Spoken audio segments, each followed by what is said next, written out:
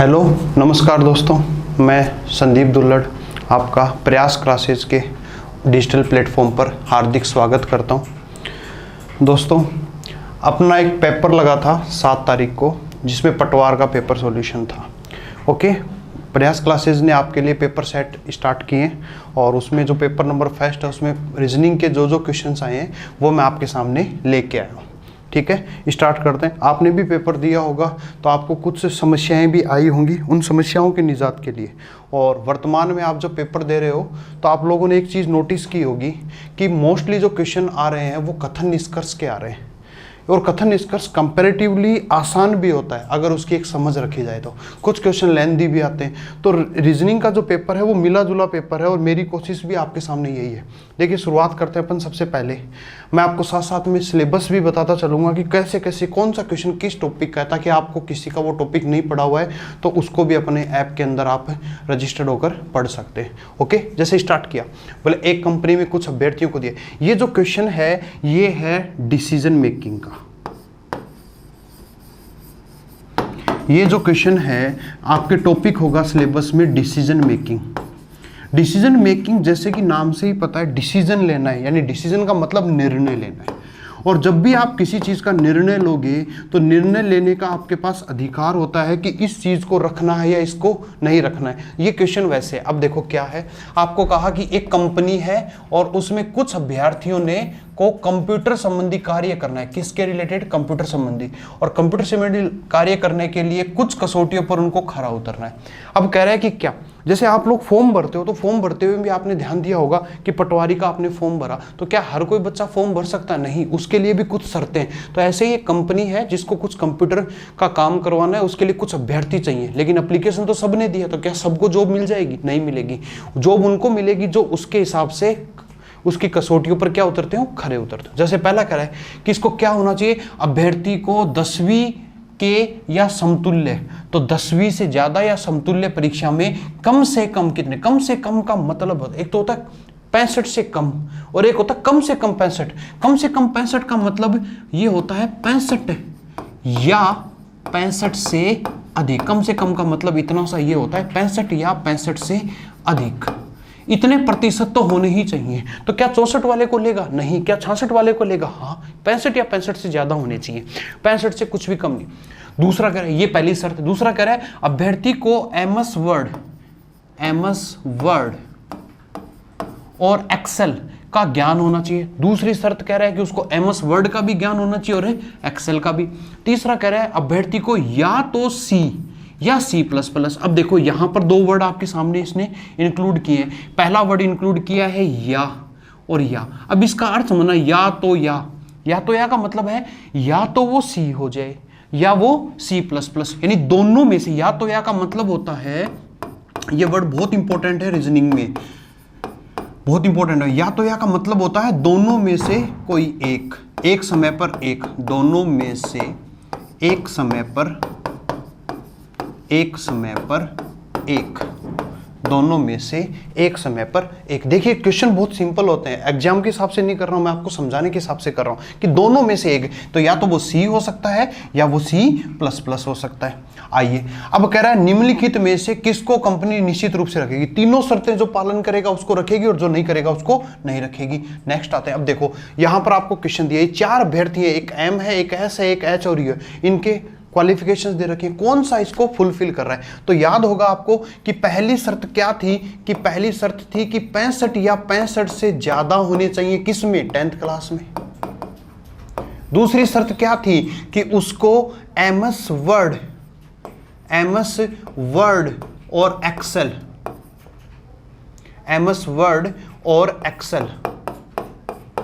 इसकी जानकारी होनी चाहिए। और तीसरी, या तो C हो या C++। अब चेक करो, इसने कहा M ने 10वीं की परीक्षा में 70, तो यानी पहली बात तो पूरी है, उसने केवल C और MS वर्ड किया है। C किया है, ये बात भी सही है, और MS वर्ड किया है। लेकिन यहां देखो दूसरी शर्त में उसने MS एक्सेल के बारे में भी बोला, इसने एक्सेल के बारे में कोई जानकारी है? नहीं। तो क्या इसका चयन होगा? नहीं होगा। आइए, S ने C सीखी है और उसने एक प्रोग्राम भी बनाया, प्रोग्राम के बारे में पूछा नहीं, कोई दिक्कत नहीं। उसने एमएस वर्ड और एमएस एक्सेल का भी है, तो एमएस वर्ड और एमएस एक्सेल का भी है, सीबीसी का है। उसने 10वीं की परीक्षा में कितने परसेंट है? 63%। अपने को कितने चाहिए? 65। इसका भी नहीं होगा। अब आते हैं, एच ने 10वीं में 68, बात तो सही है, 65 चाहिए थे, 68 है। उसने एमएस वर्ड और एमएस एक्सेल का किया है, ठीक है, तो एमएस एक्सेल है। अब कह रहा है तीसरी शर्त कौन सी है? सी या सी प्लस प्लस, परंतु किसी भी प्रकार का अन्य कंप्यूटर ज्ञान नहीं है। क्या सी और सी प्लस प्लस का ज्ञान है? नहीं, तो इसका भी चयन नहीं होगा। तो आंसर बच गया, वो होगा, अब देखो कैसे, सी प्लस प्लस है, तीसरी शर्त पूरी होगी। एमएस वर्ड और एमएस एक्सेल का भी ज्ञान है, तो दूसरी शर्त भी पूरी हो गई, ये तीसरी शर्त भी पूरी होगी। और उसने 10वीं की परीक्षा में 66%, तो 65 से अधिक आए तो फर्स्ट भी पूरी हो गई। ओके, चलिए, आया होगा समझ में। नेक्स्ट बढ़ते हैं आगे। अब देखिए, बहुत इजी से क्वेश्चन आते हैं। देखिए, कभी भी जब आप करने जाओ कथन निष्कर्ष के, तो एक वर्ड ध्यान देना, यहां पर क्या लिखा होता है। यहां पर कथन है, पर कथन लिख सकता है, अभिकथन लिख सकता है, वक्तव्य लिख सकता है, वर्ड लिखता है। लेकिन इंपॉर्टेंट, इससे इंपॉर्टेंट ये वर्ड है, यहां क्या क्या लिखता है। अब आपने कॉम्पिटिशन दिए होंगे, आप सभी लोग दे रहे हो, तो आपने सोचा होगा यहाँ क्या क्या होता है। यहाँ निष्कर्ष भी लिखा होता है, यहाँ तर्क भी लिखा होता है, यहाँ पर पूर्व धारणा या मान्यता, परिकल्पनाएं, या फिर यहां पर कार्यवाही होता है। तो जैसा नाम वैसा आपकी सोच होनी चाहिए। तर्क का मतलब क्या होता है? तर्क का मतलब है कि मैं ये काम करूं तो क्यों करूं। ये तर्क का सीधा सा मतलब है कि यहां पर आपको उस क्यों का जवाब देना। अब किसके क्यों का जवाब देना है? जो कथन में पूछा। अब कथन में जो भी पूछेगा, तो यहां पर जब भी तर्क होगा, तो ये कथन कथन ना होकर आपके सामने एक चुनौती रखी जाएगी, यानी आपके सामने एक क्या रखी जाएगी? एक समस्या रखी जाएगी। और उस समस्या के बारे में आपको क्या है? जानकारी। ये कहेगा क्या शिक्षकों को विद्यालय का समय समाप्त होने के बाद, यानी विद्यालय में नहीं, विद्यालय का समय समाप्त होने के बाद ट्यूशन लेने की अनुमति होनी चाहिए। यानी कई बार क्या होता है कि स्कूल टीचर हैं, और कंडीशन समझे, स्कूल टीचर हैं, उनको स्कूल में पढ़ा दिया, उसके बाद क्या वो ट्यूशन लेवे, ये आपसे पूछा है। अब इसके पीछे की राय है, तो एक राय हाँ में होगी और एक राय ना में होगी। मोस्टली ऐसा होता है, हर जगह नहीं है, कई बार हाँ में भी हो सकता है, कई बार ना में भी। तो एक बार हाँ में, एक ना में। हाँ में क्या कह रहा है? हाँ, इससे शिक्षकों को अतिरिक्त आय प्राप्त करने में मदद मिलेगी। बात तो कुछ हद तक सही है कि अगर टीचर ट्यूशन क्लासेस लेंगे तो उनको अतिरिक्त आय मिलेगी, लेकिन बात तो कुछ हद तक सही है कि अतिरिक्त आय मिलेगी, लेकिन याद करें कि वो कौन से हैं? उस विद्यालय के टीचर हैं। तो वो जब ट्यूशन कराएंगे, तो जो काम वो पहले कर रहे हैं, अब एक बात सोचना, छोटी सी बात है कि देखो क्या होता है, आप ऑफिस में काम कर रहे हो, और ऑफिस में काम कर रहे हो, आपका वर्किंग टाइम है 10 बजे से 4 बजे तक। आपने 10 बजे से 4 बजे तक काम किया, अब आप वही काम 4 बजे बाद भी कर रहे हो, किस लिए? कि एक्स्ट्रा पैसे मिल जाएं। तो आप वही ऑफिस वाले काम को ही आप एक्स्ट्रा क्यों कर रहे हो? आप ऑफिस वाले टाइम में भी पूरा करो। यानी अगर वो अतिरिक्त आय के लिए कर रहे हैं, तो वो कह रहे हैं कि बच्चों को एक्स्ट्रा उन टीचरों को अतिरिक्त आय मिल जाएगी। लेकिन यहां से आप देखो ना कि जिन स्टूडेंट्स को वो पढ़ा रहे हैं, तो उनको यहां भी तो सैलरी मिल रही है, यहां भी सैलरी मिली है, तो वो अफेक्टेड होगी। तो इसका मतलब अतिरिक्त आय मिल जाए ये। और देखिए, तर्क में हमेशा एक बात ध्यान रखना, तर्क हमेशा दो शब्दों के साथ निकल के आता है। एक होता है प्रबल तर्क और एक होता है दुर्बल तर्क। हर एक की वो भी समझना, प्रबल तर्क होता है और एक होता है दुर्बल तर्क। प्रबल तर्क का मतलब होता है कि इस बात का ये अच्छा रीजन है, ये कारण अच्छा है, ये तर्क अच्छा है। और दुर्बल है, तो क्या आप इसको प्रबल में शामिल करोगे? नहीं, क्योंकि अतिरिक्त आय मिलेगी तो वो ट्यूशन लेना स्टार्ट कर दें, तो फिर धीरे धीरे तो उनका ध्यान तो ट्यूशन की तरफ ही चला जाएगा, वो मैन अपने काम को बंद कर देंगे। तो याद रखना, तर्क एक होता है कि उस समस्या को खत्म करना है, ना कि उस समस्या को खत्म करके दूसरी समस्या को बढ़ावा देना। इसलिए दुर्बल तर्क है, ये इस कथन को फॉलो नहीं करेगा, इस समस्या को फॉलो नहीं करेगा। कह रहा है नहीं, इससे विद्यालय में पढ़ने की गुणवत्ता में कमी आएगी, पढ़ाने की गुणवत्ता में। देखो, यही बात मैं आपको समझाने की कोशिश कर रहा था कि अगर वो ट्यूशन लेने लग गए, तो फिर उनका ध्यान तो ट्यूशन पे चला जाएगा, वो कोचिंग के अंदर जो अपनी स्कूल है, जो क्लासेज हैं, वहां पर वो रेगुलरली उतना अच्छा नहीं पढ़ाएंगे। क्यों? क्योंकि उनका ध्यान तो किस में चला गया? एक्स्ट्रा इनकम के ऊपर, और एक्स्ट्रा इनकम पे चला गया तो उनको ये हो जाएगा, वो एक सेफ पॉइंट पे चले जाएंगे, ये तो अपने फिक्स हैं, ये तो पक्की गए, अब एक्स्ट्रा और कैसे कमाए। नहीं, उनको वो काम जो उनके लिए है वो पहले करना जरूरी है, उसके बाद एक्स्ट्रा इनकम है। और ये कह रहा है पढ़ाने में गुण होता है, यस एकदम सही बात है। तो ये प्रबल तर्क है और ये प्रबल। तो आंसर देखो ये कब होता है, ना तो एक ना दो प्रबल, यानी दोनों ही गलत होते हैं। तब दोनों प्रबल हो, दोनों भी प्रबल हो सकते हैं। कईयों को ये पढ़ाया जाता है कि तर्क दोनों कभी सही नहीं होंगे। बेटा ऐसा कभी नहीं होता, एक समस्या के दो रीजन भी हो सकते हैं। ठीक है, चलिए दोनों पॉइंट पे भी सही हो सकती है। कह रहा है केवल एक प्रबल है, केवल दो प्रबल है, तो अपना ऑप्शन नंबर कितना हो जाएगा, 4 नंबर हो जाएगा। थोड़ा सा समझे, धीरे धीरे इन चीजों को समझे, आप इनके फेमिलियर हो जाओगे। नेक्स्ट आई देखो, इस बार यहाँ पे क्या लिखा मिला बेटे, कार्यवाही। कार्यवाही को एक्शन बोलते हैं। और कार्यवाही क्या होती है, तर्क क्या होता है, तर्क होता है परिकल्पित उपाय, और कार्यवाही होता है वास्तविक उपाय।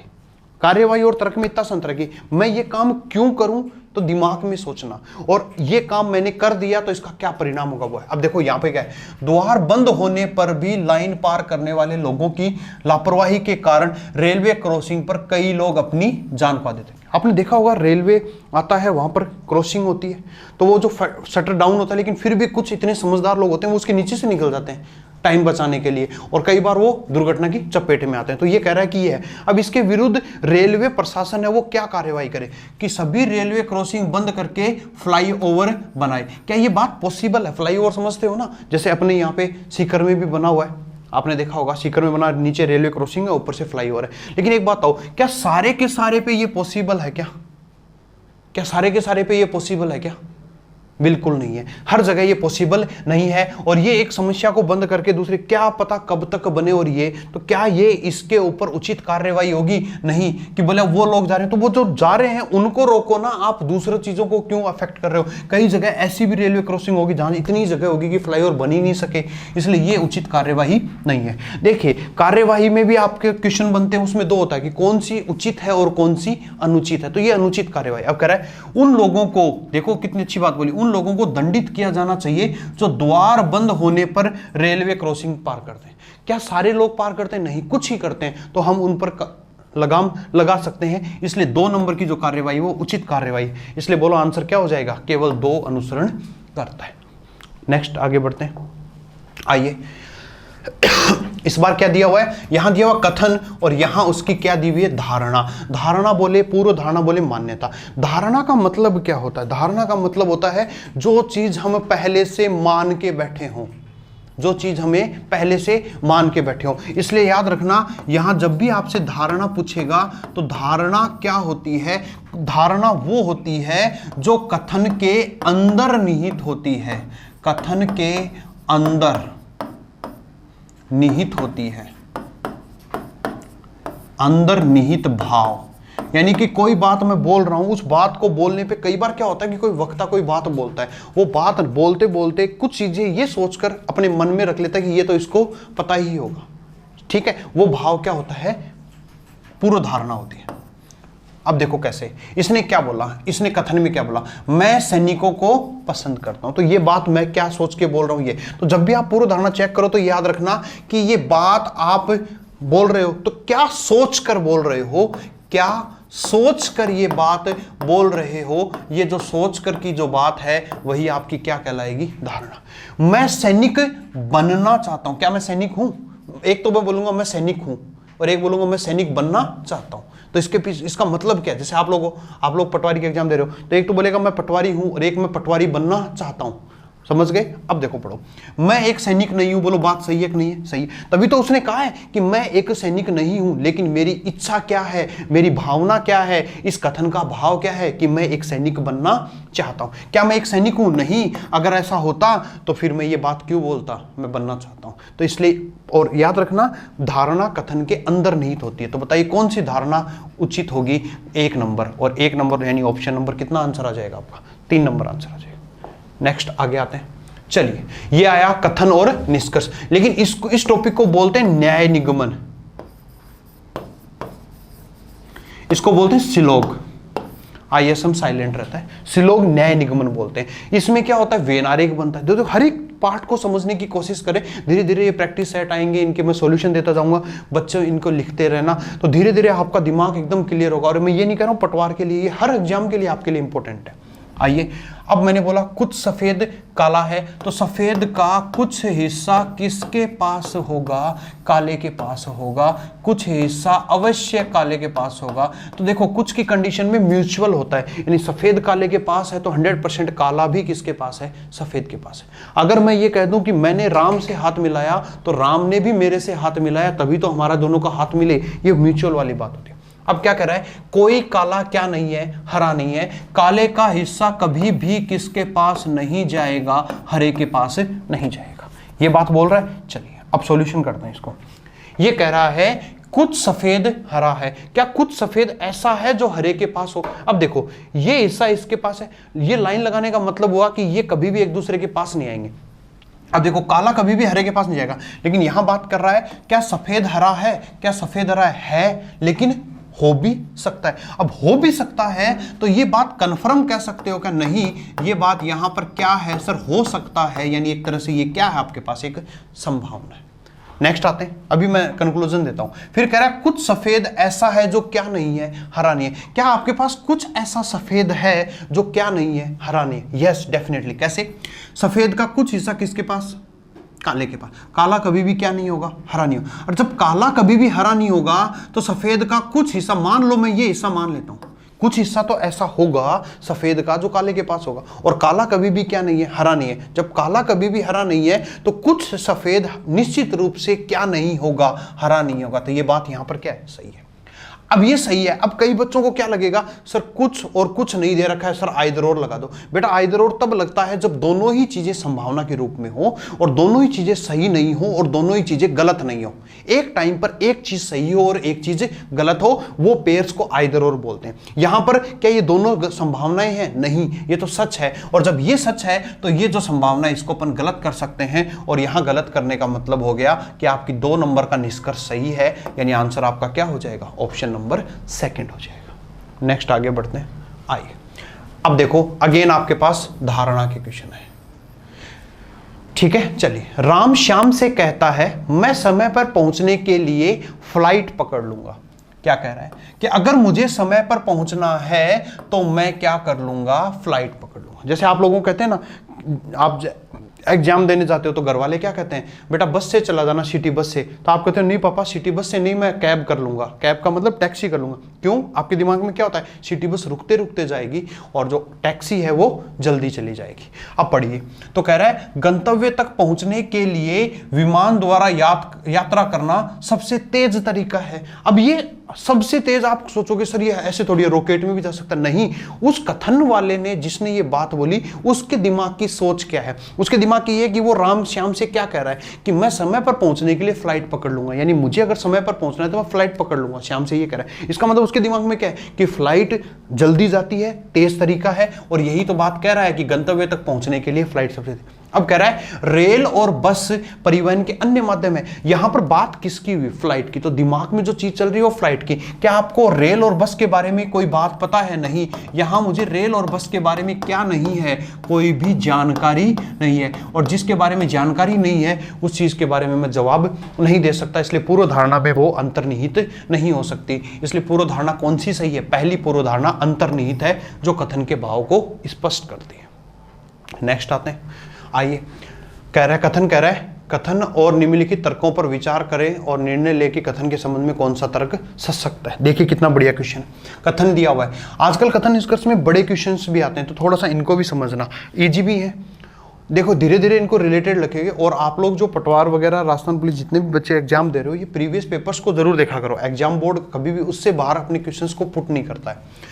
कार्यालयों में कंप्यूटर के सामने 9 घंटे बैठने वाले कर्मचारियों के आंखों के स्वास्थ्य को सुनिश्चित करने के लिए स्क्रीन गार्ड का उपयोग अनिवार्य करना चाहिए। अब एक समस्या बोली कि जो 9 घंटे जो कंप्यूटर के सामने बैठे थे, तो उनको स्वास्थ्य को, आंखों के स्वास्थ्य को सुनिश्चित करने के लिए क्या करना चाहिए, स्क्रीन गार्ड अनिवार्य करना चाहिए। क्या ये बात सही है?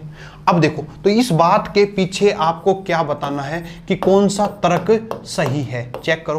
पहला कह रहा है हाँ, आंखों की सुरक्षा के लिए हमेशा स्क्रीन गार्ड पहनना अच्छा रहता है। हाँ सही बात है, आप चीज़ों को अगर स्क्रीन गार्ड पहनोगे तो आपका आंखों, क्योंकि देखो कंप्यूटर के सामने बैठा रहेगा तो उसका डायरेक्ट इंटरेक्शन जो होगा वो स्क्रीन से आंखों पे पड़ेगा, और आंखों पे पड़ेगा तो वो अगर स्क्रीन गार्ड पहनता है तो स्क्रीन गार्ड पहनना उसकी आंखों के लिए क्या रहेगा, सबसे अच्छा रहेगा। यही बात है। तो यस, ये तर्क लॉजिकली क्या कर रहा है, फॉलो कर रहा है।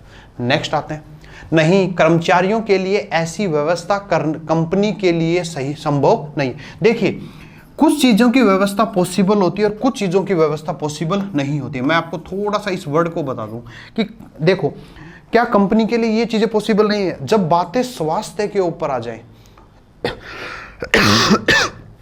जब बातें स्वास्थ्य के ऊपर आ जाएं तो हर चीज़ की व्यवस्था हर चीज़ की व्यवस्था है वो पॉसिबल होती है। क्या यहाँ पर देखो, अगर मैं ये कहूँ कि यहाँ पर कंपनी है वो कंटिन्यू वर्कर काम करते हैं, क्या उनकी चाय वगैरह व्यवस्था के लिए है, बात सही है, कर सकते हो, ठीक है। लेकिन अगर अपन यहाँ बात करें, ये कह रहा है कि उनके लिए संभव नहीं है। क्यों नहीं है संभव भाई? उनकी आंखों पर कंपनी में कुछ ही काम कर रहे होंगे, 100 या 200 या 300 या 500 आदमी काम कर रहे हैं। क्या आप उनको 9-9 घंटे काम ले रहे हो तो क्या आप उनकी स्क्रीन गार्ड लगा सकते हो? यस, बिल्कुल लगा सकते हैं। तो ये चीज़ें संभव है, लेकिन ये कह रहा है नहीं है, इसलिए ये लॉजिकली फॉलो नहीं करता। तो इसका आंसर क्या हो जाएगा, 1 नंबर। यानी केवल एक तर्क है जो कि सशक्त है, दूसरा वाला दुर्बल है। क्यों? क्योंकि ये पॉसिबल है कि वो कर सकता है, क्योंकि कंपनी की बात हो रही है। आइए, दिए गए कथनों और निष्कर्ष को ध्यान से पढ़ें और उस निष्कर्ष का चयन करें जो कथन का तर्क रूप से अनुसरण करता है। एक कथन दिया हुआ है, अब देखो कथन और उससे क्या पूछा है, निष्कर्ष। वर्ड समझते चलना, मैंने तर्क बताया। ये निष्कर्ष का मतलब क्या होता है, कथन को समझने पर, कथन को सुनकर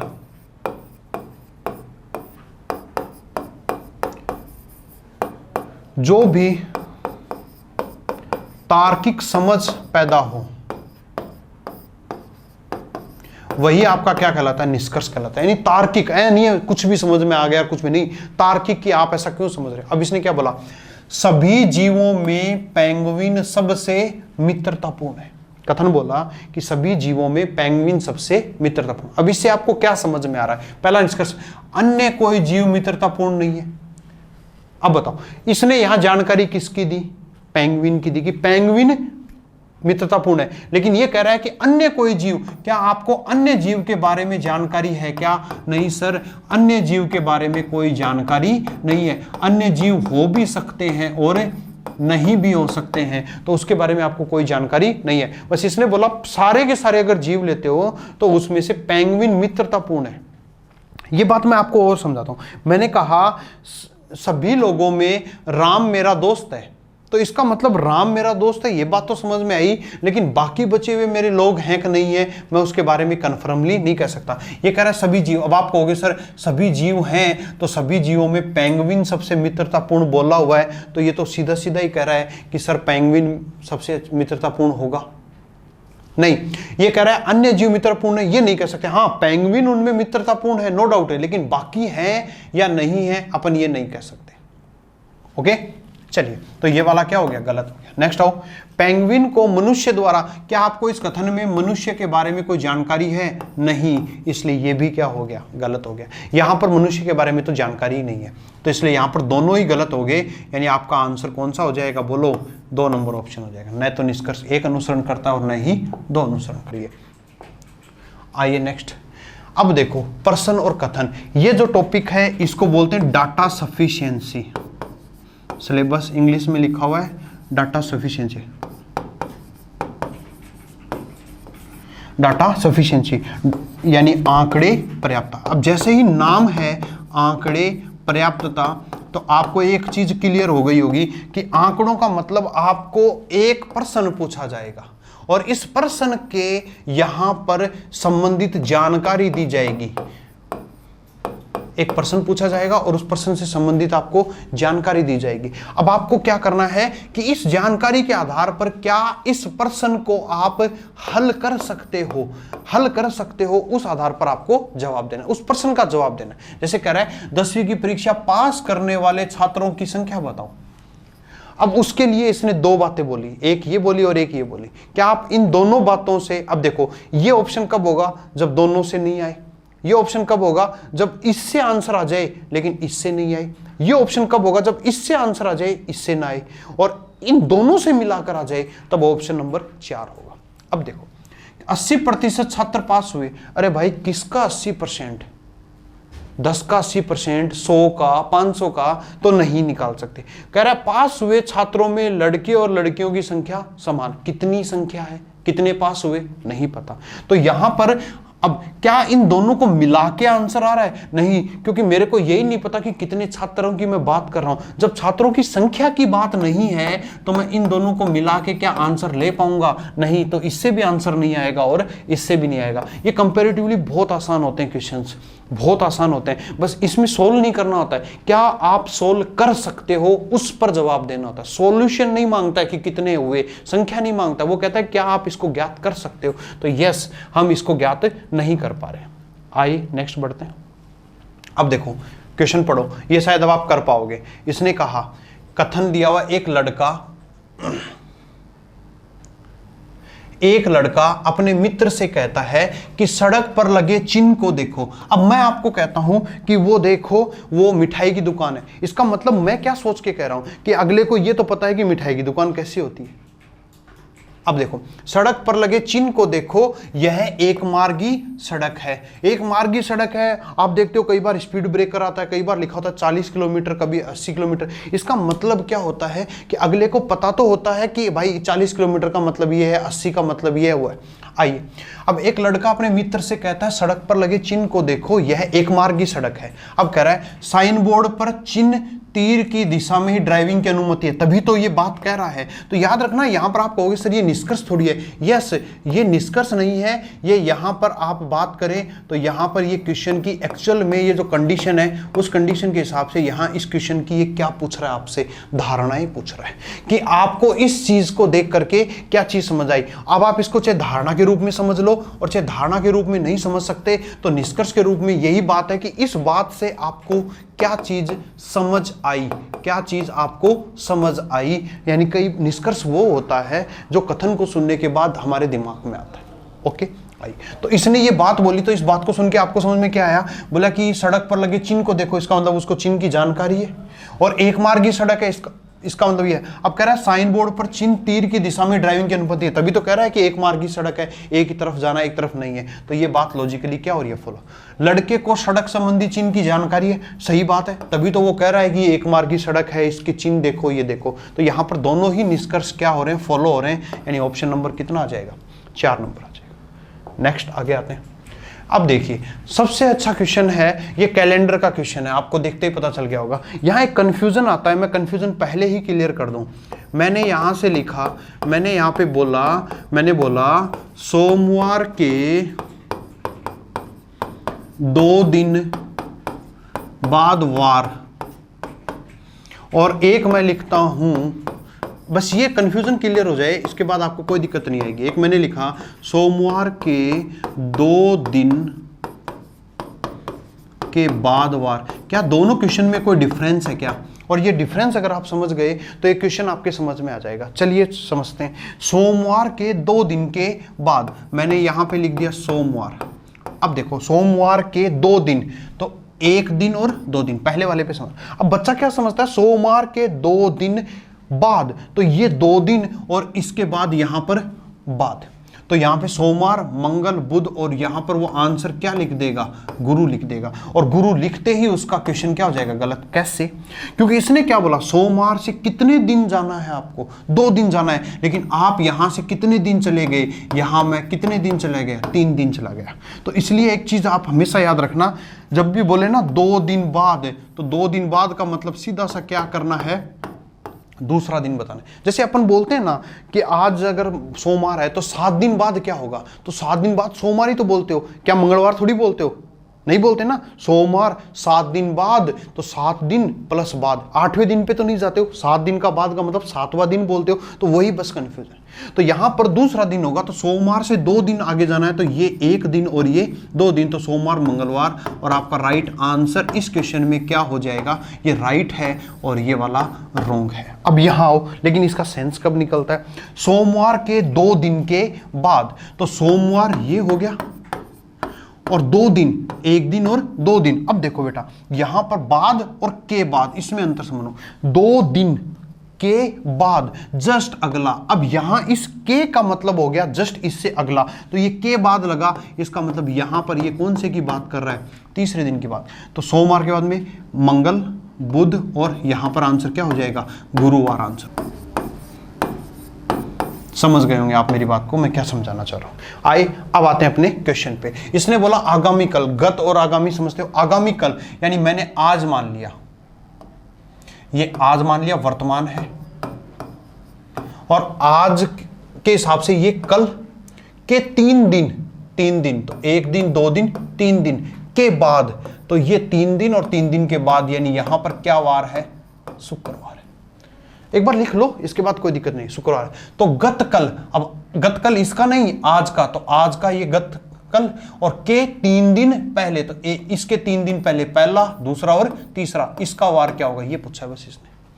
अब किसी भी वार में आप आगे जाते हो या पीछे जाते हो तो आप याद रखना 7 दिन का इंटरवल का मतलब वही वार रिपीट हो जाएगा। तो इससे देखो 1 दिन, 2 दिन, 3 दिन, 4 दिन, 5 दिन, 6 दिन और 7 दिन। तो यहां से अगर मैं यहां आऊंगा तो आप चेक कर लेना 7 दिन पीछे आया हूं, और 7 दिन पीछे का मतलब वही का वही वार होगा, शुक्रवार होगा। चाहे तो आगे चले जाओ चाहे पीछे चले जाओ। देखो शुक्रवार, शनिवार, रविवार, सोमवार, मंगलवार, बुधवार, बृहस्पतिवार और शुक्रवार। अब ये शुक्रवार है, पीछे आ रहा हूं तो वार कम करोगे तो यहां पर वार क्या आ जाएगा, यहां पर वार गुरुवार आ जाएगा, तो यहां पर वार क्या आ जाएगा, बुधवार आ जाएगा, और बुधवार यानी आपका ऑप्शन नंबर कितना हो जाएगा, 3rd। मैं एक क्वेश्चन को एक क्वेश्चन ना लेकर इसको थोड़ा सा आपके लिए पूरा टॉपिक को भी समझाने की कोशिश कर रहा हूं। आइए नेक्स्ट, अब इस क्वेश्चन का आंसर दीजिए। यहां पर अगेन आपसे क्या पूछा हुआ है, तर्क पूछा हुआ है। ये बहुत आसान से क्वेश्चन होते हैं, अगर इनका लॉजिकली फॉलो करो, जितने आसानी से सही होते हैं उतनी आसानी से गलत भी होते हैं। कथन दिया, मेडिकल की प्रवेश परीक्षा पास करने के लिए विद्यार्थियों को कड़ी मेहनत करनी चाहिए। मेडिकल की परीक्षा, प्रवेश परीक्षा पास करने के लिए विद्यार्थियों को कड़ी मेहनत करनी चाहिए, ठीक बात। अब क्या कह रहा है, तर्क है इसके पीछे, यानी ये बात कह रहा है इसके पीछे का, इसका क्यों करनी चाहिए, क्यों, क्योंकि कठिन परिश्रम ही सफलता का क्या है, मंत्र है। तो ये बात यहां पर क्या है, सही हो रही है। कह रहा नहीं, विद्यार्थियों को मेडिकल में सीट नहीं मिलती है तो वे प्राइवेट कॉलेज में, ये तो आपकी क्या कर रहा है, ये तो आपकी समस्या को अन्यत्र यानी कि दूसरी जगह शिफ्ट कर रहा है कि अगर ऐसा नहीं होता तो ऐसा। आपको तो जवाब उस चीज का देना है जो आपके सामने समस्या है, ऐसा नहीं है कि ऐसा नहीं हो रहा तो ऐसा करो, ठीक है। तो ये आपकी समस्या को बढ़ा रहा है, इसलिए आपका आंसर तर्क कौन सा हो जाएगा, 1 नंबर हो जाएगा, यानी ऑप्शन नंबर कितना हो जाएगा, 4।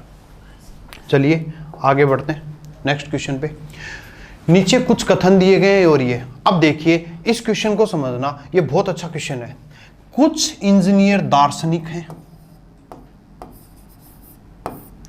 कुछ इंजीनियर दार्शनिक हैं,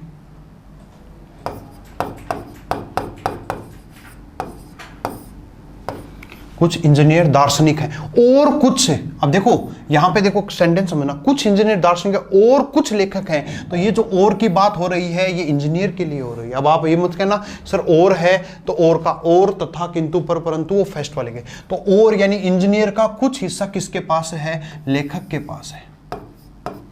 इंजीनियर का ही कुछ हिस्सा किसके पास है बच्चे, लेखक के पास। अब कह रहा है सभी लेखक क्या हैं, रसोइये हैं। अब देखो सारे के सारे लेखक किसके पास जाएंगे, रसोइये के पास। अब लेखक रसोइये के पास जाएंगे तो यहां से बनाऊंगा मैं डायग्राम, यहां से डायग्राम बनाऊंगा, लेकिन आगे क्या कहा कि लेखकों में कुछ लेखक क्या हैं, दार्शनिक भी हैं। तो लेखक इस तरह से आएंगे, ये लेखक है कि सारे के सारे लेखक क्या हैं, सभी लेखक रसोइये हैं, ठीक है। सारे के सारे लेखक रसोइये हैं, और कुछ दार्शनिक क्या हैं, लेखक हैं। तो दार्शनिक है वो लेखक को कट करना चाहिए, दार्शनिक है वो लेखक को कट करना चाहिए। तो एक सेकंड, इसको यहां से अपन दोबारा बनाते हैं। ये पहले बना रहा हूं मैं, देखो इसका मतलब क्या, कुछ इंजीनियर दार्शनिक हो गए, कुछ दार्शनिक लेखक हो गए, और कुछ लेखक क्या हो गए, कुछ लेखक क्या हो गए, दार्शनिक। तीनों का इंटर रिलेशन आ गया यहां से। अब कह रहा है सभी के सभी लेखक क्या हैं, रसोइये। जब सभी के सभी लेखक रसोइये होंगे, सारे के सारे लेखक रसोइये होंगे, तो इसका डायग्राम क्या बन जाएगा, इस तरह से बन जाएगा। ये बन गया। अब एक बात बताओ, सारे के सारे लेखक, अब लेखक का कुछ हिस्सा इंजीनियर के पास है, लेखक का कुछ हिस्सा दार्शनिक के पास, और सारे के सारे लेखक अगर रसोई के पास हैं, तो क्या अगर ये लेखक पूरा रसोई के पास है तो रसोई के पास क्या कुछ हिस्सा इंजीनियर का होगा? यस। क्या कुछ हिस्सा दार्शनिक का होगा? क्यों होगा? क्योंकि ये पहले से ही लेखक के अंदर है, कुछ मात्रा में है, तो इसलिए इसके पास भी कुछ मात्रा में आएंगे, वो कुछ मात्रा की है। अब कह रहा है निष्कर्ष, कुछ दार्शनिक यानी कि कुछ दार्शनिक जो कि इंजीनियर हैं, यानी दार्शनिक जो इंजीनियर हैं वो लेखक हो सकते हैं। यस, दार्शनिक है वो इंजीनियर है वो लेखक हो सकते हैं। यस, हो सकते हैं। नेक्स्ट, इस स्थिति में कम से कम एक रसोइया हो सकता है, यानी इस स्थिति में कम से कम एक रसोइया तो ऐसा होगा जो क्या हो? दार्शनिक हो। यस, देखो लेखक दार्शनिक होंगे, सारे के सारे लेखक किसके पास? रसोई, तो कुछ रसोइये तो 100% किसके पास जाएंगे? दार्शनिक के पास। तो ये बात यहां पर सही है, यानी यहां पर लॉजिकली क्या होगा? दोनों ही निष्कर्ष क्या है? सही है। अब देखो, ये तो था क्वेश्चन, लेकिन एक बच्चे को एक कंफ्यूजन होगा कि सर ये संभावना तो व्यक्त कर रहा है कि क्या ऐसे हो सकते हैं। देखिए, संभावना और वास्तविकता में अंतर क्या होता है? संभावना और वास्तविकता में अंतर इतना सा होता है, मैं ऑफलाइन क्लासेस में ये बात काफी बार आपको बता भी चुका हूं, जो वास्तविकता है वो संभावना नहीं हो सकती, जो संभावना है वो वास्तविकता नहीं। एक अपन कहते हैं ना, अरे तेरा नाम राम है, अपने को पता है उसका नाम राम है, हाँ मेरा नाम है। एक पता है यार तेरा नाम राम है या श्याम है, यानी आपको क्लियर नहीं पता। तो जहां पर आपको क्लियर नहीं पता वो संभावना होती है, और जहां पर आपको 100% पता है वो क्या होती है? वास्तविकता होती है। तो ये बात यहां पर संभावना नहीं है, ये बात तो यहां पर वास्तविकता है। क्यों? क्योंकि दार्शनिक इंजीनियर भी हैं और दार्शनिक क्या है? लेखक भी हैं। तो ये बात यहां पर संभावना है। तो अगर इसको अपन बैंकिंग के सेट से देखे जाए, बैंक के रेस्पेक्ट में देखा जाए, तो ये बात गलत हो जाती है। क्यों? क्योंकि वो यहां पर हो सकते को पॉसिबिलिटीज में ले लेता है, और पॉसिबिलिटी में ले लेगा तो वो कहेगा कि सर ऐसी संभावना कहां है? ये तो वास्तविकता है, और वास्तविकता कभी भी क्या नहीं होती। लेकिन अपन यहां पर इस बात कर रहे हैं, तो ये जो रेलवेज वगैरह के एग्जाम होते हैं वहां पर इसको पॉसिबिलिटी ना करके यहां पर इसको यही समझ लिया जाता है कि कुछ दार्शनिक जो है लेखक हैं, तो ये हो सकते हैं कि जगह है भी पढ़ो तो भी कोई दिक्कत नहीं है, यहां पर पॉसिबिलिटी नहीं आएगी। क्योंकि अगर रेलवे में, अगर अपने रेलवे में आएगा तो वहां पर संभावना को डायरेक्ट वो लिखेगा, तो वो संभावना को डायरेक्ट लिखने का एक वर्ड होगा उसके पास, संभावना है, ये वर्ड लिखेगा, तभी अपने को संभावना इंप्लीमेंट करनी है, अदरवाइज नहीं करनी। ठीक है, आइए नेक्स्ट क्वेश्चन पे बात करते हैं। दिया हुआ है कैलेंडर का है, अगेन ये भी क्वेश्चन है। कैलेंडर में इस टाइप के क्वेश्चंस काफी आ रहे हैं। आप लोग कोई भी तारीख का वार निकालना जैसे टॉपिक में मैं आपसे डिस्कस कर चुका हूं, लेकिन ये थोड़ा सा नया पैटर्न आया है कि कितने दिन आगे जाएगा। जैसे पहले क्वेश्चन आता 3 दिन, 4 दिन, 5 दिन, 6 दिन जाए, तो वो था। लेकिन जब कभी भी ऐसा क्वेश्चन आता है इतने दिन आगे जाए, एक बात याद रखना, बस सिंपल सी बताता हूं, 365 या इससे अधिक जाता है तब आप उसको एक साल के रूप में कन्वर्ट कर लेना। तो 365 जाएगा तो उसको अपन मान लेंगे एक साधारण वर्ष के रूप में इंक्लूड कर लेंगे। अगर एक साधारण वर्ष आप आगे जा रहे हो तो 365 दिन हो जाएंगे, और 366 दिन कब मान लेंगे? जब एक लीप वर्ष। बहुत आसान सा क्वेश्चन है और इजीली कर सकते हो, लेकिन आपका मेथड है कि वो आप इसको बढ़ा भी सकते हो। अब देखो क्या बात है, ठीक है। चलो देखो, कई सारे तरीके हो सकते हैं इसके, लेकिन अपने को जो ऑथेंटिक तरीका है उसी से बात करनी है। अब कहोगे सर ये पता कैसे चलेगा साधारण वर्ष है? देखो भाई, साधारण वर्ष का और लीप वर्ष का पता सिर्फ फरवरी से चलता है। जहां फरवरी में 28 दिन हो, यानी फरवरी का अंतिम दिन 28 तारीख हो, वो एक साधारण वर्ष होगा, और जहां 29 तारीख फरवरी का होगा वो क्या होगा? एक लीप वर्ष होगा। तो जहां 29 फरवरी तक की बात कर दोगे तो ये होगा। अब आप कहोगे सर 29 फरवरी तक नहीं, एक साल अगर आप आगे जा रहे हो, उस ड्यूरेशन में कहीं भी फरवरी आ रही है, उसमें फरवरी का पता कर लेना। और फरवरी का पता कैसे चलोगे?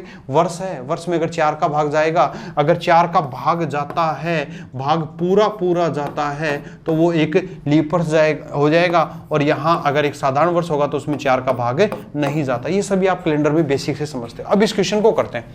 देखिए, इस क्वेश्चन में आपको दे रखा है, यहां से दिया हुआ है इसने 2 फरवरी 2011, धीरे धीरे वर्बली भी कर सकते हो। अब बेटा मैं यहां पर, चलिए मैं 1 साल आगे जाता हूं। 1 साल आगे जाने का मतलब हो गया मैं अगेन यहां पर 2 फरवरी 2012 चला गया।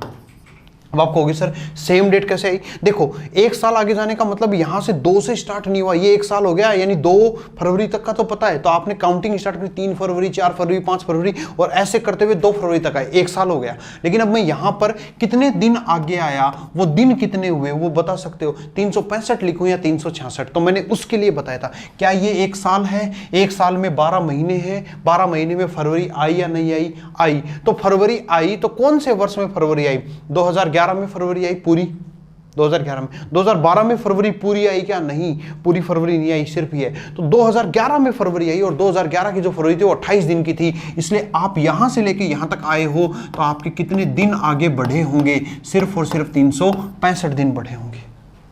क्लियर होगी बात? यानी यहां से यहां तक 365 आए, आपको टोटल आना था 553 दिन, और 553 में 365 दिन आप आगे आ गए, तो बताइए कितने दिन बच गए? यहां पर दिन बच गए 187। चेक करो, 186 सॉरी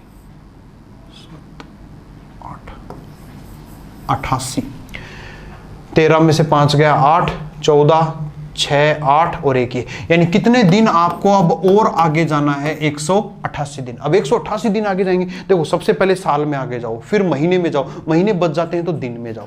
अब 188 दिन आगे जाना है, 2 फरवरी है। अब मेरी बात समझना, तो आपको कौन सा महीना आगे चलना पड़ेगा? एक महीना मुझे फरवरी चलना पड़ेगा, फरवरी के बाद में मार्च चलना पड़ेगा, मार्च के बाद में अप्रैल चलना पड़ेगा, अप्रैल के बाद में मई चलना पड़ेगा, मई के बाद में जून चलना पड़ेगा, और जून के बाद में कौन सा चलना पड़ेगा? जून के बाद में मुझे जुलाई चलना पड़ेगा, ओके, और जुलाई के बाद में कौन सा? अगस्त। मैं ऐसे ही कुछ लिख लेता हूं। अब आप कहोगे सर ये ऐसे क्यों लिखे आपने, इतने महीने क्यों लिखे? देखो बेटा, मेरे को 188 दिन जाना है, अगर 180 दिन लेता हूं तो 30 दिन एक एवरेज लेता हूं, तो 6 महीने तो आगे जाना ही जाना पड़ेगा। 6 महीने में मैंने लिखा। अब बेटा एक बात बताना, फरवरी में 2012 की फरवरी है, तो फरवरी में 29 दिन होंगे, 29 में से 2 फरवरी तक तो आप आ गए, 2 फरवरी तक तो आप आ गए, तो फरवरी में कितने दिन आगे जाओगे? 27 दिन आगे जाओगे। फरवरी के बाद मार्च में कितने जाओगे? 31, अप्रैल में कितने जाओगे? 30, मई में कितने जाओगे? 31, जून में कितने जाओगे? 30, और जुलाई में कितने जाओगे? 31, ये जाओगे। एक बार इन सबको जोड़ लो, आपको आइडिया लग जाएगा। तो इन सबको अगर जोड़ते हैं तो देखो ये 27 है, 27 से एक ये दे दो, एक ये दे दो और एक ये दे दो, तो 27 तिया 30 हो गया क्या? और 30 हो गया तो ये सारा का सारा जो मामला है वो 180 हो गया क्या? अब देखो कैसे, 31 ये है, इसको भी 30 बना दो, इसको भी 30, इसको भी 30, इसको भी 30, और 3 इनको दे दिया, तो 180 दिन तो ये हो गए। तो यानी यहां तक जुलाई तक, यानी 31 जुलाई 2012 तक टोटल कितने दिन हो गए मेरे? 180 दिन हो गए। अगर मुझे 180 दिन आना होता तो मैं 31 जुलाई देता, लेकिन मुझे 188 आना। कितने दिन और बच गए? 8 दिन और बच गए। वो 8 दिन किसके जाएंगे? क्या पूरा अगस्त लगेगा? नहीं, पूरा अगस्त जाता है तो उसको क्रॉस कर जाओ, वरना उसमें रहोगे। तो पूरे आगे, तो यहां तक आए, तो इसका मैं यहां पे आगे लिखूं, तो यहां तक मैं 180 दिन और आ गया, और 180 दिन आ गया तो मेरी जो डेट निकल के आई वो आई 31 जुलाई 2012 निकल के आई। अभी भी 8 दिन बाकी हैं, तो जुलाई से 8 दिन अगर मैं आगे जाऊंगा तो मेरा आंसर आ जाएगा 8 अगस्त 2012, और 8 अगस्त 2012 आपका ऑप्शन नंबर सेकंड। अब आप कहोगे सर क्या इतना बड़ा क्वेश्चन है? नहीं, ये सिर्फ समझाने के लिए था। अब वर्बली कैसे करोगे वो देखो। 2 फरवरी 2011 है, 365 दिन या 366, तो 11 से 12 365 दिन वो आ गए, 365 दिन वो आ गए, तो 2012 हो गया। अब 2012 के बाद में मंथ जाओगे, 188 जाने, तो 180 तक एवरेज लेके चलो, तो फरवरी जाएगी, मार्च जाएगी, अप्रैल जाएगी, मई जाएगी, जून जाएगी और जुलाई जाएगी। जुलाई तक जाएगा, जुलाई तक चले गए, और जुलाई तक आप एक बार आपको काउंटिंग करके रखोगे तो आपको आइडिया रहेगा कि इसके 27 दिन जाने, उनके सबके 31, 30, 31 दिन, थोड़ा सा रफली कर लोगे, 180 आएगा, आप आसानी से कर सकते हो। पेपर वर्क बहुत कम कर सकते हो, लेकिन उसके लिए इतना समझना बहुत जरूरी है। नेक्स्ट क्वेश्चन पे बढ़ते हैं, आगे आइए। देखो कह रहा है अमुक संख्या के घोड़े व समान संख्या के लोग कहीं जा रहे थे, तो कुछ तो घोड़े थे और उसी संख्या में लोग, उसी संख्या में लोग। तो मैं ये मान लेता हूं कि जितनी संख्या में घोड़े हैं, ये फिक्स पैटर्न का क्वेश्चन है, ध्यान, जितनी संख्या में घोड़े हैं उतनी संख्या में लोग हैं। उनमें आधे मालिक अपने घोड़ों की पीठ पर थे और शेष लोग घोड़ों को लेकर पैदल चल रहे थे। यदि मैदान में चलते पैरों की कुल संख्या, अब एक बस क्वेश्चन ये इसी लाइन पे कह रहा है पैरों की कुल संख्या, मुझे बता सकते हैं पैर किसके हैं? मालिक क्या सारे चल रहे थे? नहीं, आधे ही चल रहे थे। आधे तो क्या कर रहे थे? घोड़े पे चले थे, घोड़े पे चढ़े हुए थे। तो बताइए पैदल जो चल रहे थे वो पैदल पैर थे, वो किस किस के पैर थे? तो आधे मालिक चल रहे थे, तो एक्स था, आधे चल रहे थे, आधे चल रहे थे। तो पैदल जो पैर चल रहे थे वो किस किस के थे? आधे तो मालिकों के और आधे, और बाकी सारे घोड़ों के, तो घोड़े भी पैदल चल रहे थे। अब इनके पैर कितने, तो एक घोड़े के 4 पैर होते हैं तो x के कितने हो गए 4x। एक आदमी के 2 पैर होते हैं तो x बटे 2 के कितने हो गए x हो गए, कट जाएगा, कट गया। तो अब बताइए पैदल पैर अपने हिसाब से कितने हुए, 4x हुए घोड़ों के और x हुए ये, यानी अपने हिसाब से कितना मान हुआ 5x हुआ। वापिस रिपीट करता हूं, जितने संख्या में घोड़े थे उतनी संख्या में लोग कहीं पैदल जा रहे थे, ठीक है। अब कह रहा है कि आधे तो घोड़ों पर बैठे थे, आधे पैदल चल रहे थे। तो पैदल चल रहे थे, उनके पैरों की संख्या 80 आई, तो घोड़े सारे के सारे पैदल चल रहे थे, तो घोड़े की संख्या x थी, प्रत्येक घोड़े के पैरों की संख्या है 4, तो एक की 4 है तो x की कितनी होगी 4x हो गई। और फिर आधे घोड़ों पर बैठे थे, तो आधे घोड़ों पर बैठे थे तो एक आदमी के 2 पैर होते तो x कितने हुए 5। अब मैं ये इसीलिए बोला था कि फिक्स पैटर्न क्वेश्चन है, हमेशा याद रखना जब भी यही क्वेश्चन आए आधे घोड़ों पर आधे बैठे, तो हमेशा याद रखना ये पैरों की संख्या इनकी हमेशा 5x होगी। और इस 5x का मान किसके बराबर है 80 के बराबर है, तो x का मान कितना आ जाएगा, x का मान आ जाएगा 80/5 यानी 16 पंजो 80 आपका आंसर। अब मैं आपको बता दूं ये क्वेश्चन अलग अलग कैसे आया, एक एग्जाम में इसने 80 दिया, एक में 100 दे देगा, 100 देगा तो आपको फटाफट पता है ना ऐसा क्वेश्चन है, बस सेम ये पैटर्न क्वेश्चन है। तो 5x बराबर 100, x बराबर 20, एक में 70 दे दिया तो 14 15 70, x का मान 14 आ जाएगा। 95 दे दिया तो 19 पड़ी 95। तो इस तरह से आप पूरे के पूरे क्वेश्चन को इजीली कर सकते हैं। नेक्स्ट आगे बढ़ते हैं, आइए ये देखिए क्या कह रहा है, एक आदमी ताड़ के 24 मीटर ऊंचे पेड़ पर चढ़ता है, वह पहले सेकंड में 4 मीटर चढ़ता है और अगले सेकंड में 3 मीटर सरक जाता है। यह प्रक्रिया बार बार दोहराई जाती है जब तक कि वह शीर्ष पर नहीं पहुंच जाता। तो देखिए ऐसे क्वेश्चन को कभी भी आप करने जाते हैं तो देखिए ये 24 मीटर का एक पेड़ ले लिया मैंने।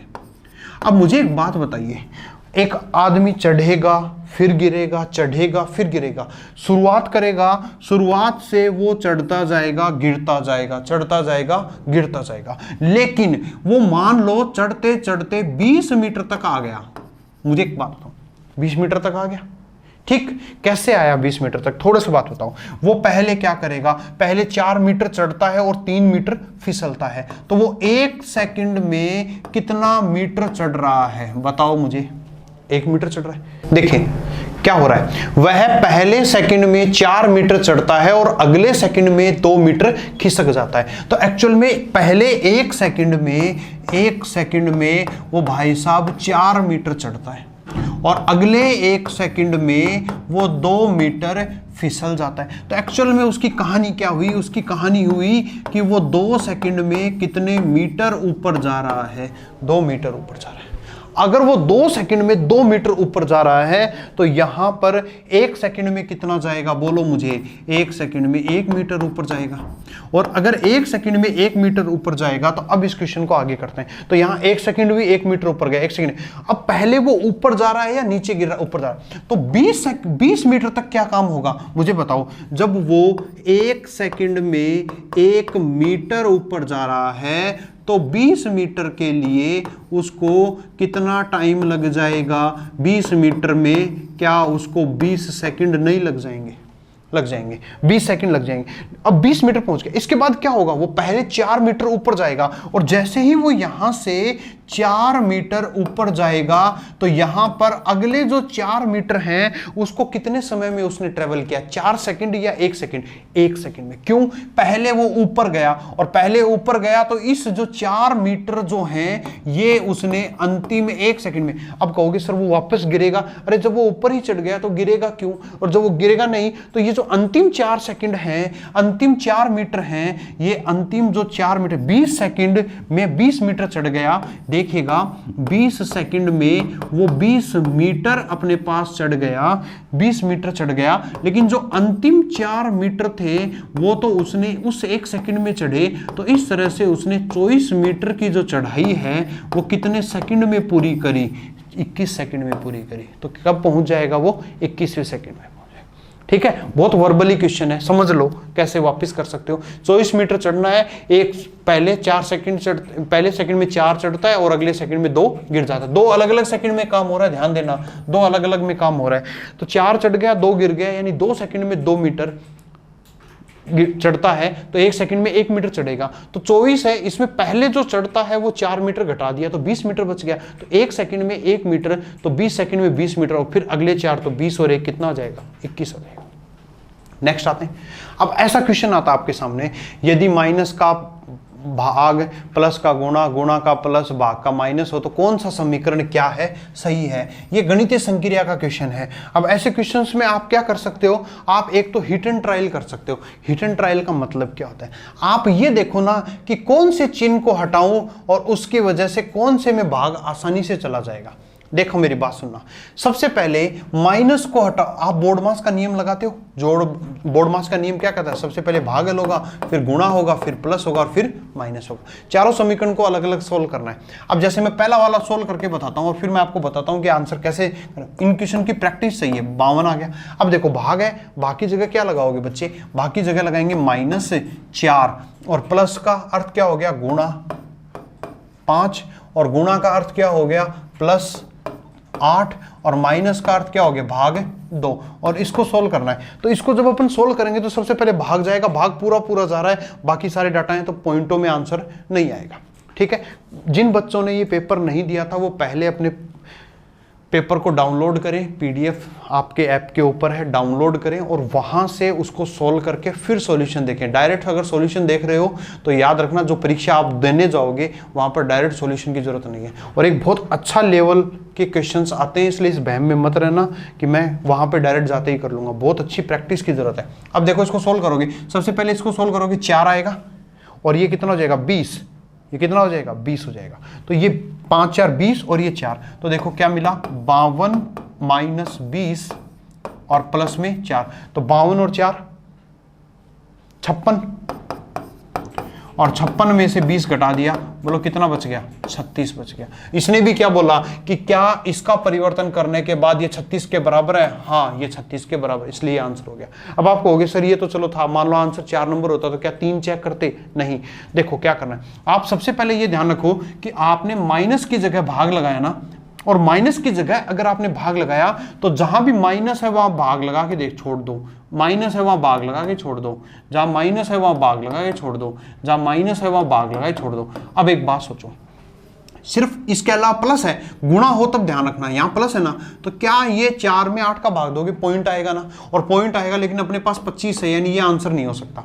यहां भाग लगाऊंगा, 4 का भाग लगाऊंगा, 12 में 3 आएगा, 1/3 और 1/3 36 से कट जाएगा, 12 बार जाएगा, तो ये हो सकता है। ठीक है, चलिए, लेकिन इसमें आगे चलो, एक यहां देखो 36 में 12 का भाग दिया, पूरा पूरा जाए, तो आंसर या तो 1 नंबर या 3 नंबर या 4 नंबर हो सकता है। लेकिन आप थोड़ा सा वर्बली कोशिश करेंगे तो आप समझ जाएंगे, जैसे गुणा है यहाँ पे प्लस आ जाएगा, भाग है यहाँ पे माइनस आ जाएगा और यहाँ पर गुणा आ जाएगा। तो आपको देखो यहाँ से 3 आया, 3 में और ये हो जाएगा 12 और 3 और ये पहुंच ही नहीं पाएगा वहां तक, इस तरह से ये भी नहीं पहुंच पाएगा और ये पहले ही गलत हो गया। तो ऑप्शन, तो थोड़ा सा इन चीजों को करो, मैं आपको हिंट कर देता हूं कैसे करना है, बाकी आप आपकी समझ है कैसे करते हैं। आगे आते हैं, नेक्स्ट क्वेश्चन दिया हुआ, ये इसको बोलते हैं लॉजिकल डिजिट, ये मैथमेटिकल ऑपरेशन में आता है। लॉजिकल डिजिट का मतलब होता है कि एक अंक आपको दे दिया और उस अंक के रूप परिवर्तन है, उनके पीछे वो क्या लॉजिक लगा हुआ है वो समझना है। बहुत ही शानदार क्वेश्चन है। देखिए 56 गुणा 72 बराबर 79। अब इस वर्ड के पीछे क्या लॉजिक है वो देखो। देखो अगर मैं इसमें 8 का भाग देता हूं और इसमें 8 का भाग देता हूं, तो यहां पर 56 में 8 का भाग दिया तो पहला डिजिट, यहां पे 8 का भाग दिया तो दूसरा डिजिट, कॉमन लेटर है। ठीक, अब देखो अगेन यहां पे आएंगे, देखो दो लॉजिक होते हैं, क्या ये सेम काम कर रहा है या फिर ये अलग अलग काम कर रहा है।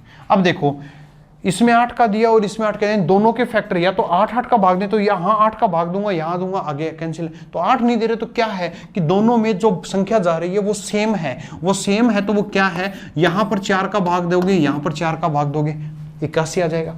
अब ऐसे ही मैं यहाँ पर आता हूँ, लॉजिक समझ गए होंगे आप, 49 गुणा 42, गुणा का कोई मतलब नहीं होता। अब देखो दोनों में कॉमन फैक्टर क्या है, दोनों में कॉमन फैक्टर 6 है या 7 है, 7 है, 7 का इसमें भी जाता है और 7 का इसमें, तो जैसे ही इसमें भी 7 का भाग दूंगा इसमें भी दूंगा, तो 7 7 49 और 7 6 42, तो आंसर हो जाएगा 76 हो जाएगा। इनकी बहुत अच्छी प्रैक्टिस करनी पड़ेगी, मैंने बहुत सारे क्वेश्चंस इसके ऐप के अंदर आपके लिए कहे, एकदम लेटेस्ट पैटर्न के। ये आता है डिक्शनरी ऑर्डर, इसको बोलते हैं शब्दकोश क्रम। शब्दकोश क्रम को जब भी क्वेश्चन सॉल्व करने जाते हो तो एक चीज का ध्यान रखना, इनको शब्दों को अरेंज करना है। और अरेंज करने का एक तरीका क्या होता है, अरेंज करने का एक सीधा सा तरीका होता है, जो वर्ण अंग्रेजी वर्णमाला में पहले आया उसका स्थान पहले आएगा, जो बाद में आया वो बाद में। और अगर समान वर्ण तक चले जाते हैं तो फिर अगले पे जाएंगे। जैसे मैं एक सिंपल सा वर्ड लिखता हूं, मैंने सिंपल सा एक वर्ड लिखा है यहां पर, मैंने लिखा डिकोय और मैंने लिखा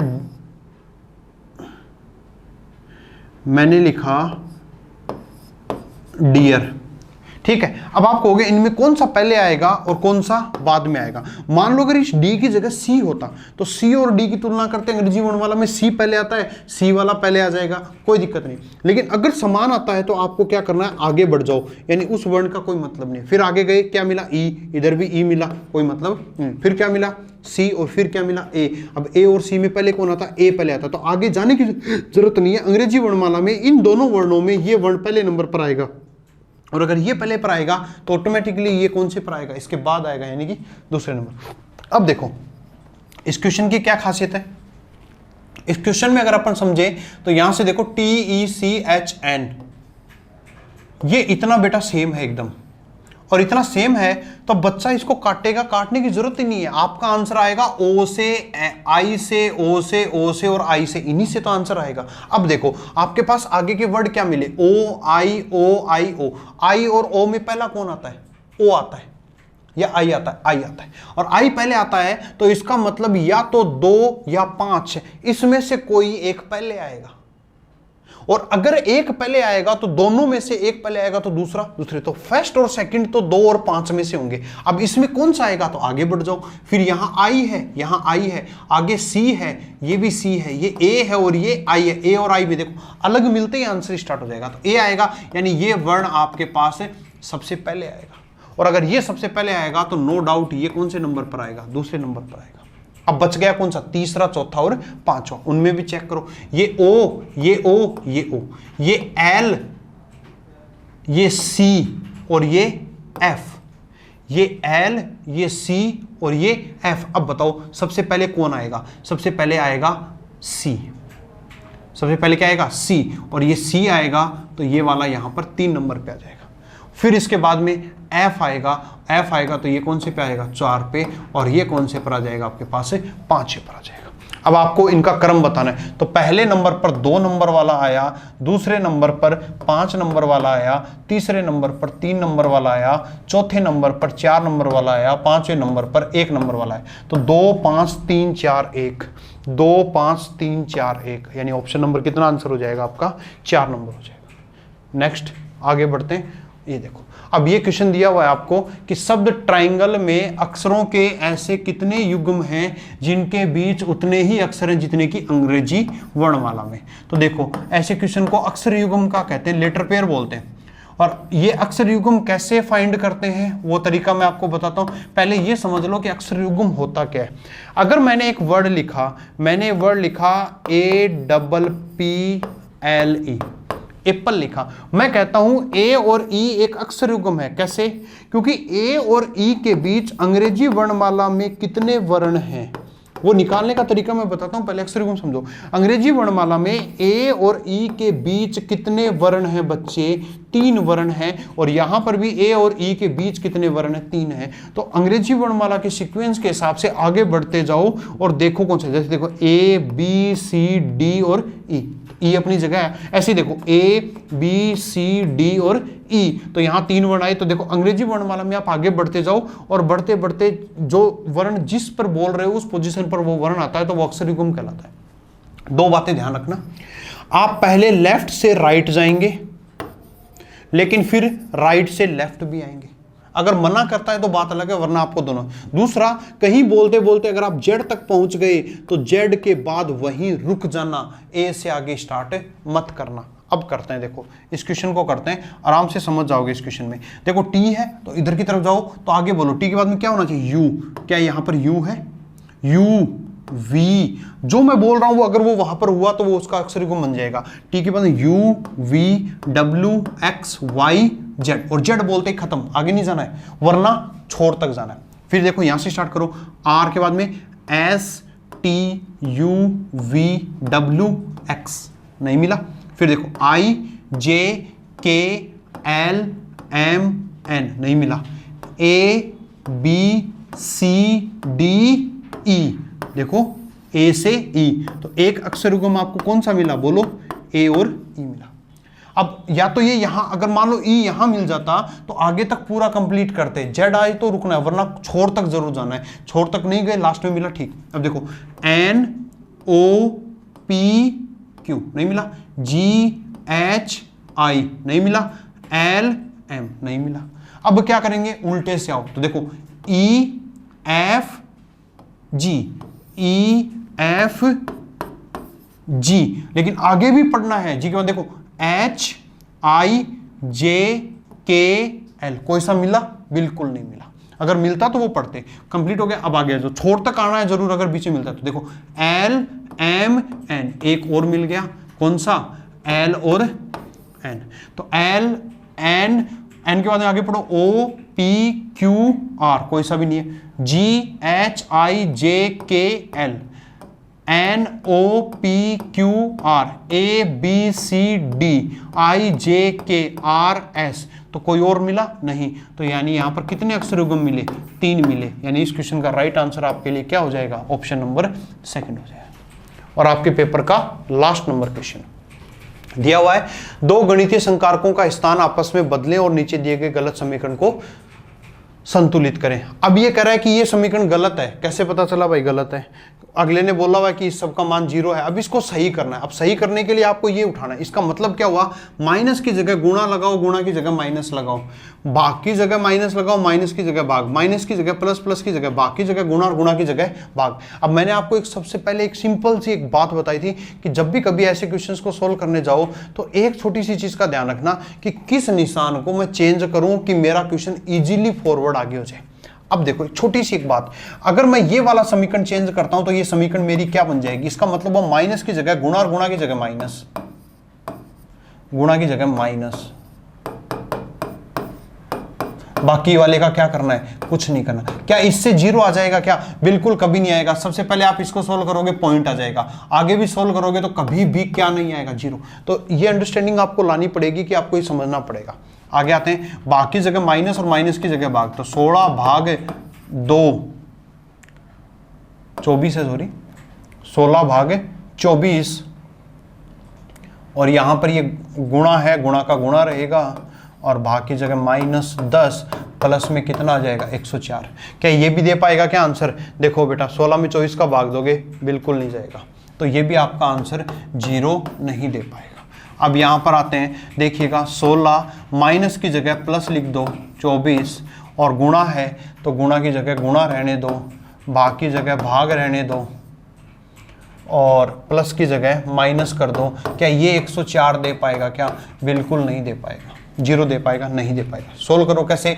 यहाँ पे सोल्व करोगे, फिर देखो 24 दूनी 48, 48 में 10 का भाग दो 4.8। अब इसको चलो लास्ट वाले को देखो, 16 माइनस 24, गुणा की जगह भाग लगाता हूँ 2, और भाग की जगह गुणा लगाता हूँ 10, प्लस 104। अब देखो इसको सोल्व करते हैं। देखिए क्या करोगे, सबसे पहले भाग सोल्व करेंगे। भाग सोल्व करेंगे तो 16 माइनस 24 में 2 का भाग दिया 12, गुणा में 10 प्लस 104। अब नेक्स्ट स्टेप में क्या सोल्व करोगे? गुणा, तो ये हो गया 16 और 12 को 10 से गुणा किया 120, और प्लस कितना हो जाएगा? 104। अब कैसे सोल्व करोगे? 104 प्लस का और 16 प्लस का, तो प्लस का हो गया 120 और माइनस का हो गया 120, और दोनों को घटा दोगे तो आंसर कितना आ जाएगा? 0। इसलिए आपका राइट आंसर क्या हो जाएगा? उम्मीद करता हूं आपको ये सारे क्वेश्चन से समझ में आए होंगे। जो भी क्वेश्चन आपको टिपिकल लग रहा हो आप उस पर बिल्कुल फोकस करें, उसको स्टार लगाएं। जो क्वेश्चन अगर आपका हल्का सा भी आपको लग रहा हो कि ये मेरा गलत हो गया था, वो नोट्स बनाएं जरूर। अगर उनके नोट्स नहीं बनाओगे तो बच्चे फिर आगे आपको दिक्कतें आती रहेंगी, क्योंकि ये क्वेश्चन बहुत इंपॉर्टेंट क्वेश्चन हैं। ठीक है, मैं जो आपके लिए पेपर्स तैयार करवा रहा हूँ वो आए हुए क्वेश्चंस हैं और उसी पैटर्न के हैं जिस तरह के आपके एग्जाम में आते रहते हैं। ठीक है, उम्मीद करता हूँ आपको समझ आया होगा। मिलते हैं नेक्स्ट पेपर के सॉल्यूशन के ऊपर। Goodbye, thank you.